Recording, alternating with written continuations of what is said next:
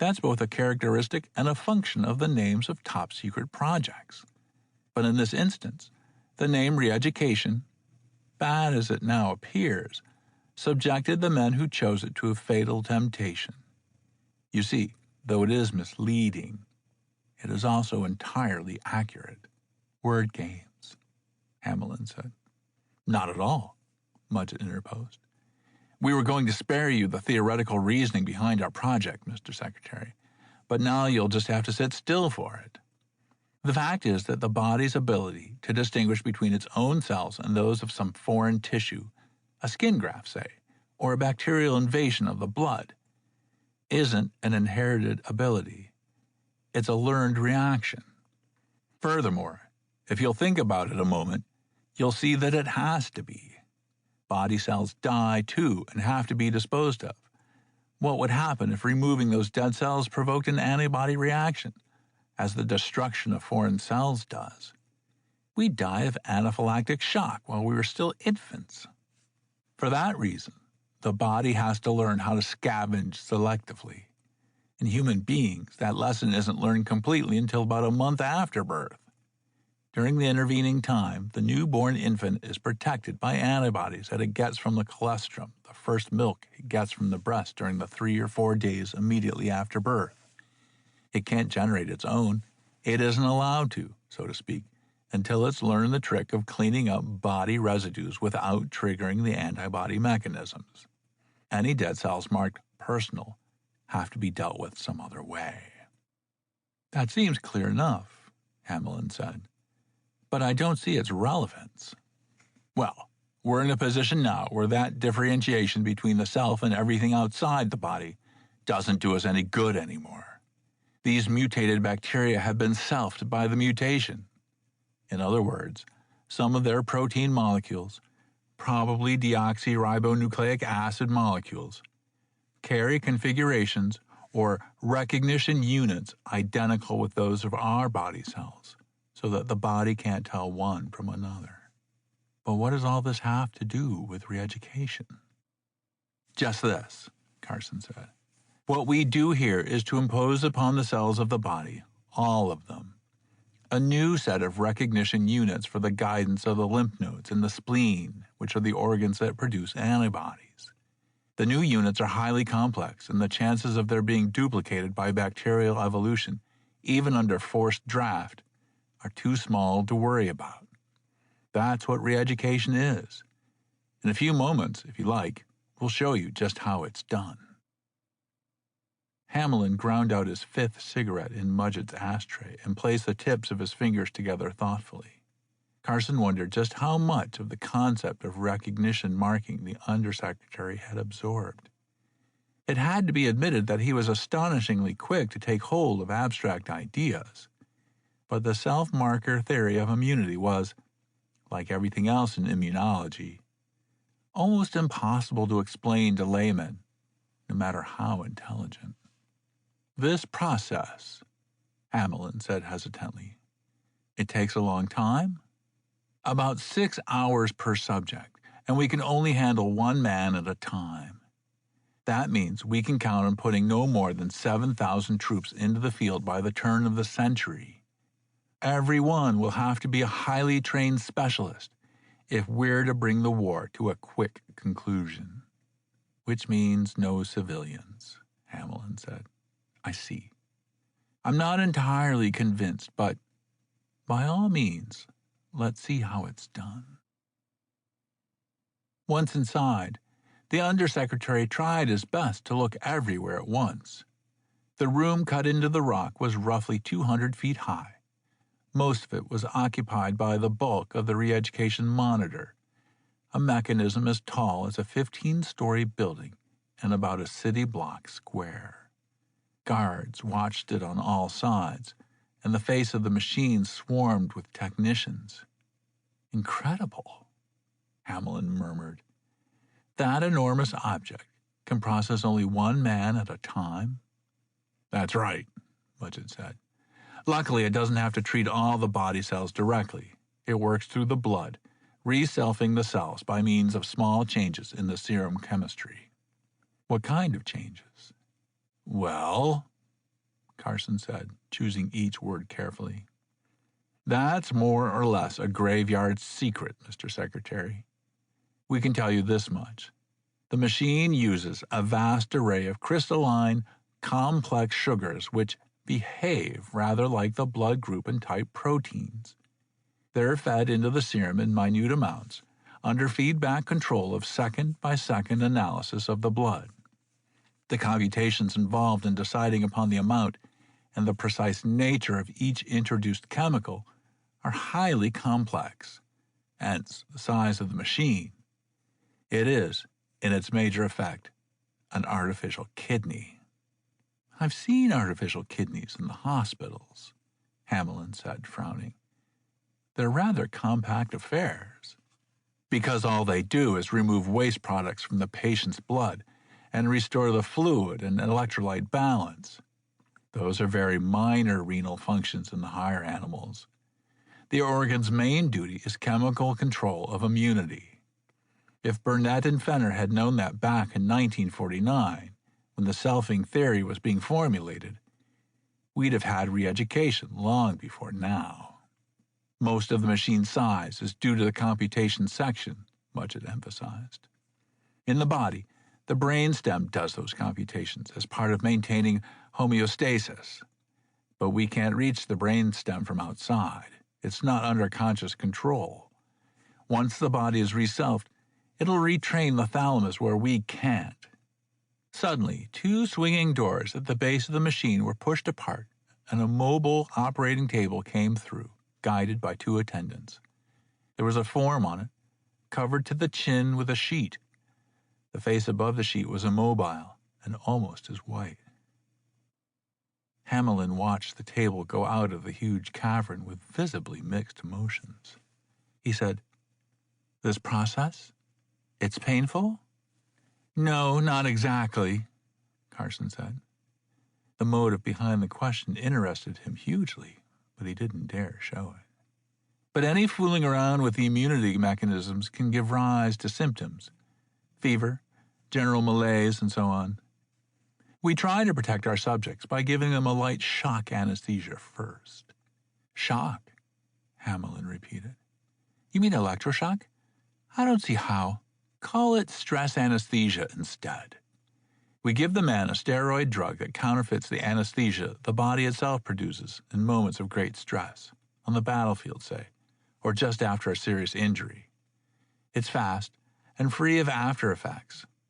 There's no secret about that, by the way. The drug involved is 21-hydroxypregnane, 3, 20-dione sodium succinate, and it dates all the way back to 1955. "Oh," the Undersecretary said. The ringing sound of the chemical name had, as Carson had hoped, a ritually soothing effect. "Gentlemen," Hamlin said hesitantly, "gentlemen, I have a rather unusual request, and I'm afraid a rather selfish one." A brief, nervous laugh. "Selfish in both senses, if you will pardon me the pun. You need feel no hesitation in refusing me, but—" Abruptly, he appeared to find it impossible to go on. Carson mentally crossed his fingers and plunged in. "You would like to undergo the process yourself," he said. "Well, yes.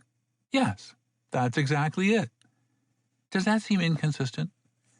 I should know, should I not, what it is that I'm advocating for my following? Know it intimately from personal experience, not just theory? Of course, I realize that it would conflict with your policy, but I assure you I wouldn't turn it to any political advantage. None whatsoever. And perhaps it wouldn't be too great a lapse of policy to process just one civilian among your 7,000 soldiers." "Subverted, by God!" Carson looked at Mudgett with a firmly straight face. It wouldn't do to accept too quickly. But Hamlin was rushing on, almost chattering now. "I can understand your hesitation. You must feel that I'm trying to gain some advantage, or even to get to the surface ahead of my fellow men. If it will set your minds at rest, I would be glad to enlist in your advance army. Before 5 years are up, I could surely learn some technical skill which would make me useful to the expedition. If you would prepare papers to that effect, I'd be happy to sign them." "That's hardly necessary," Mudgett said. "After you're re-educated, we can simply announce the fact and say that you've agreed to join the advance party when the time comes." "Ah," Hamlin said. "I see the difficulty. No, that would make my position quite impossible. If there's no other way—" "Excuse us a moment," Carson said. Hamlin bowed, and the doctor pulled Mudgett off out of earshot. "Don't overplay it," he murmured. "You're tipping our hand with that talk about a press release, Colonel. He's offering us a bribe, but he's plenty smart enough to see that the price you're suggesting is that of his whole political career. He won't pay that much." "What then?" Mudgett whispered hoarsely. "Get somebody to prepare the kind of informal contract he suggested. Offer to put it under security seal so we won't be able to show it to the press at all. He'll know well enough that such a seal can be broken if our policy ever comes before a presidential review, and that will restrain him from forcing such a review. Let's not demand too much. Once he's been re-educated, he'll have to live the rest of the 5 years with the knowledge that he can live topside at any time he wants to try it. And he hasn't had the discipline our men have had. It's my bet that he'll goof off before the 5 years are up. And good riddance." They went back to Hamlin, who was watching the machine and humming in a painfully abstracted manner. "I've convinced the colonel," Carson said, "that your services in the Army might well be very valuable when the time comes, Mr. Secretary. If you'll sign up, we'll put the papers under security seal for your own protection, and then I think we can fit you into our treatment program today." "I'm grateful to you, Dr. Carson," Hamlin said. "Very grateful indeed." 5 minutes after his injection, Hamlin was as peaceful as a flounder and was rolled through the swinging doors. An hour's discussion of the probable outcome, carried on in the privacy of Mudgett's office, bore very little additional fruit, however. "It's our only course," Carson said. "It's what we hope to gain from his visit, duly modified by circumstances. It all comes down to this. Hamlin's compromised himself, and he knows it." "But," Mudgett said, "suppose he was right. What about all that talk of his about mass insanity?" "I'm sure it's true," Carson said, his voice trembling slightly despite his best efforts at control. "It's going to be rougher than ever down here for the next 5 years, Colonel. Our only consolation is that the enemy must have exactly the same problem, and if we can beat them to the surface—" Mudgett said. Carson had already broken off his sentence. He wondered why the scanner gave a man such a hard time outside that door, and then admitted him without any warning to the people on the other side. Couldn't the damn thing be trained to knock? The newcomer was a page from the hematology section. "Here's the preliminary rundown on your student X, Dr. Carson," he said. The page saluted Mudgett and went out. Carson began to read. After a moment, he also began to sweat. "Colonel, look at this. I was wrong after all. Disastrously wrong. I haven't seen a blood-type distribution pattern like Hamlin since I was a medical student, and even then it was only a demonstration, not a real-life patient. Look at it from the genetic point of view, the migration factors." He passed the protocol across the desk. Mudgett was not by background a scientist, but he was an enormously able administrator, of the breed that makes it its business to know the technicalities on which any project ultimately rests. He was not more than halfway through the tally before his eyebrows were gaining altitude like shock waves. "Carson, we can't let that man into the machine. He's already in it, Colonel. You know that. And if we interrupt the process before it runs to term, we'll kill him." "Let's kill him then," Mudgett said harshly. "Say he died while being processed. Do the country a favor." "That would produce a hell of a stink. Besides, we have no proof." Mudgett flourished the protocol excitedly. That's not proof to anyone but a hematologist. But Carson, the man's a saboteur, Mudgett shouted. Nobody but an Asiatic could have a typing pattern like this. And he's no melting pot product either. He's a classical mixture, very probably a Georgian. And every move he's made since we first heard of him has been aimed directly at us. Aimed directly at tricking us into getting him into the machine. I think so too, Carson said grimly. I just hope the enemy hasn't many more agents as brilliant. One's enough, Mudgett said. He's sure to be loaded to the last cc of his blood with catalyst poisons. Once the machine starts processing his serum, we're done for. It'll take us years to reprogram the computer if it can be done at all. It's got to be stopped. Stopped? Carson said, astonished. But it's already stopped. That's not what worries me. The machine stopped it 50 minutes ago. It can't have. How could it? It has no relevant data. Sure it has. Carson leaned forward, took the cruelly chewed pencil away from Mudgett, and made a neat check beside one of the entries on the protocol. Mudgett stared at the checked item. Platelets, RH6, he mumbled. But what's that got to do with? Oh, I see. That platelet type doesn't exist at all in our population now, does it? Never seen it before myself, at least. No, Carson said, grinning wolfishly. It never was common in the West, and the pogrom of 1981 wiped it out. That's something the enemy couldn't know. But the machine knows it. As soon as it gives him the standard anti-IV desensitization shot, his platelets will begin to dissolve, and he'll be rejected for incipient thrombocytopenia. He laughed. For his own protection, but he's getting nitrous oxide in the machine, and he'll be held 6 hours under anesthesia anyway, also for his own protection. Mudgett broke in. He was grinning back at Carson like an idiot. When he comes out from under, he'll assume that he's been re-educated, and he'll beat it back to the enemy to report that he's poisoned our machine, so that they can be sure they'll beat us to the surface. And he'll go the fastest way. Overland. He will, Carson agreed. Of course he'll go overland. And of course he'll die. But where does that leave us? We won't be able to conceal that he was treated here if there's any sort of inquiry at all. And his death will make everything we do here look like a fraud. Instead of paying our Pied Piper, and great jumping Jehoshaphat, look at his name, they were rubbing our noses in it all the time. Nevertheless, we didn't pay the piper. We killed him. And platelets RH6 won't be an adequate excuse for the press or for Hamlin's following. Doesn't worry me, Mudgett rumbled. Who'll know? He won't die in our labs. He'll leave here, hale and hearty.